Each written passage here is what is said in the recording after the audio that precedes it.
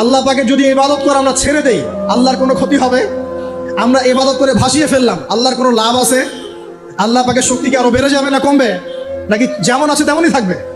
আল্লাহ রাব্বুল আলামিনের শান শওকত কি আরো বেড়ে যাবে, নাকি আল্লাহ পাকের শান শওকত কমে যাবে?